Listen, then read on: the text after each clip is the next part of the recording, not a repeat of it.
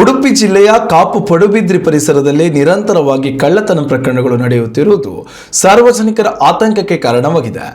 ಬುಧವಾರ ಪಡುಬಿದ್ರಿಯೊಂದರಲ್ಲಿ ಸುಮಾರು 70 ಪೌಂಡ್ ಚಿನ್ನಾಭರಣ ಕಳವುಗೊಂಡ ಪ್ರಕರಣದ ಬೆನ್ನಲ್ಲೇ ಕೇವಲ ಒಂದೇ ದಿನದ ಅಂತರದಲ್ಲಿ ನಿನ್ನೆ ಮತ್ತೊಂದು ಮನೆಗೆ ಕಳ್ಳರು ನುಗ್ಗಿರುವ ಘಟನೆ ವರದಿಯಾಗಿದೆ. ಈ ಬಾರಿ ಹಿರಿಯ ಸಹಕಾರಿ ಧುರೀಣ ಹಾಗೂ ಕಾಂಗ್ರೆಸ್ ಮುಖಂಡರಾದ ಕಾಪು ದಿವಾಕರ್ ಶೆಟ್ಟಿ ಅವರ ಮನೆ ಕಳ್ಳತನಕ್ಕೆ ಗುರಿಯಾಗಿರುವುದು ಪ್ರಕರಣದ ಗಂಭೀರತೆಯನ್ನು ಮತ್ತಷ್ಟು ಹೆಚ್ಚಿಸಿದೆ. ಕಾಪು ರಾಷ್ಟ್ರೀಯ ಹೆದ್ದಾರಿ ಪಕ್ಕದ ಪಾಂಗಳ ಪರಿಸರದಲ್ಲಿರುವ ಈ ಮನೆಯ ಕುಟುಂಬದವರು ಕಾರ್ಯಕ್ರಮ ನಿಮಿತ್ತ ಮುಂಬೈಗೆ ತೆರಳಿದ್ದ ಸಂದರ್ಭದಲ್ಲಿ ಕಳ್ಳರು ನುಗ್ಗಿದ್ದಾರೆ. ಮನೆ ಕಾವಲಿಗೆ ಓರ್ವರನ್ನ ನಿಯೋಜಿಸಲಾಗಿದ್ರೂ ಧಾರ್ಮಿಕ ಕಾರ್ಯ ಮುಗಿಸಿ ಬಂದು ಗಾಢ ನಿದ್ರೆಯಲ್ಲಿದ್ದ ಅವಧಿಯನ್ನ ದುರುಪಯೋಗಪಡಿಸಿಕೊಂಡ ಕಳ್ಳರು ಮುಂಭಾಗದ ಬಾಗಿಲನ್ನು ಒಡೆದು ಒಳನುಗ್ಗಿದ್ದಾರೆ.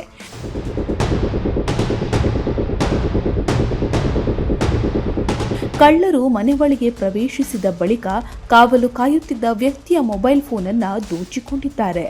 ಬಳಿಕ ಆ ಮೊಬೈಲ್ ಫೋನ್ ಅನ್ನು ದೂರದ ಮಸೀದಿ ಸಮೀಪ ಎಸೆದು ಹೋಗಿರೋದು ಪತ್ತೆಯಾಗಿದೆ. ಯಾವುದೇ ಸುಳಿವು ಸಿಗದಂತೆ ಮಾಡಲು ಮನೆಯೊಳಗೆ ಅಳವಡಿಸಿದ್ದ ಸಿಸಿಟಿವಿ ಕ್ಯಾಮೆರಾಗಳ ದಿಕ್ಕನ್ನು ಬದಲಾಯಿಸಿ ಡಿವಿಆರ್ ಅನ್ನು ಸಹ ಕದ್ದೊಯ್ದಿರೋದು ತನಿಖೆಯ ವೇಳೆ ಬೆಳಕಿಗೆ ಬಂದಿದೆ.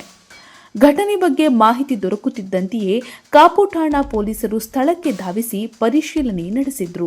ಶ್ವಾನದಳ ಹಾಗೂ ಬೆರಳಚ್ಚು ತಜ್ಞರ ಸಹಾಯದಿಂದ ವೈಜ್ಞಾನಿಕ ತನಿಖೆ ಕೈಗೊಳ್ಳಲಾಗಿದ್ದು, ಪೊಲೀಸ್ ಡಾಗ್ ಮನೆಯೊಳಗಿಂದ ಸುಮಾರು 200 ಮೀಟರ್ ದೂರದವರೆಗೆ ಓಡಿ ನಂತರ ನಿಂತಿದೆ ಎಂದು ಪೊಲೀಸರು ತಿಳಿಸಿದ್ದಾರೆ.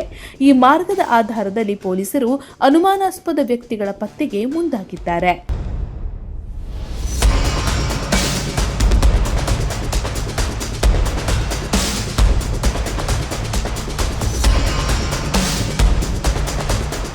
ಪ್ರಸ್ತುತ ಮನೆ ಮಾಲೀಕರು ಮುಂಬೈನಲ್ಲಿರುವುದರಿಂದ ಮನೆಗೆ ಉಂಟಾದ ನಷ್ಟದ ಸಂಪೂರ್ಣ ಪ್ರಮಾಣ ಇನ್ನೂ ಸ್ಪಷ್ಟವಾಗಿಲ್ಲ.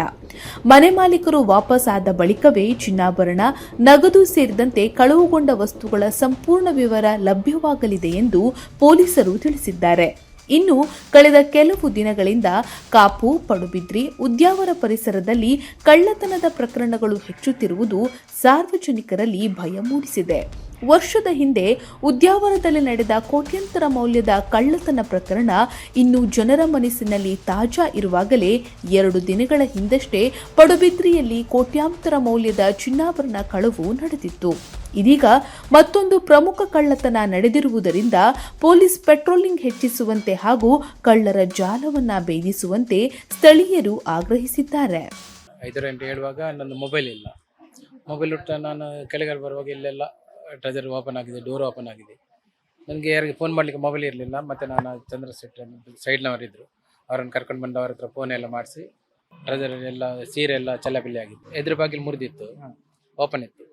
CCTV ಅಂದರೆ ಅವರು ತಿರುಗಿಸಿದ್ದಾರೆ. CCTV ಎಲ್ಲ ಆನ್ ಇತ್ತು. ಬರುವಾಗ ಗೇಟ್ ಬೀಗ ಹಾಕಿದ್ದು, ಗೇಟೆಲ್ಲ ಹೊಡೆದಿದ್ದಾರೆ.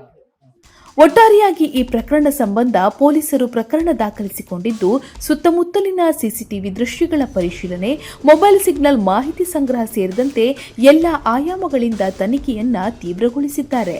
ಕಳ್ಳರ ಬಂಧನಕ್ಕಾಗಿ ವಿಶೇಷ ತಂಡಗಳನ್ನು ರಚಿಸುವ ಸಾಧ್ಯತೆಯೂ ಇದೆ ಎಂದು ಪೊಲೀಸ್ ಮೂಲಗಳು ತಿಳಿಸಿವೆ. Ashwath Acharya, news next, Udupi. ಉತ್ತಮ ಸಂಸ್ಕಾರಯುತ ಶಿಕ್ಷಣದೊಂದಿಗೆ VSS English medium CBSE school, Udupi Muddur.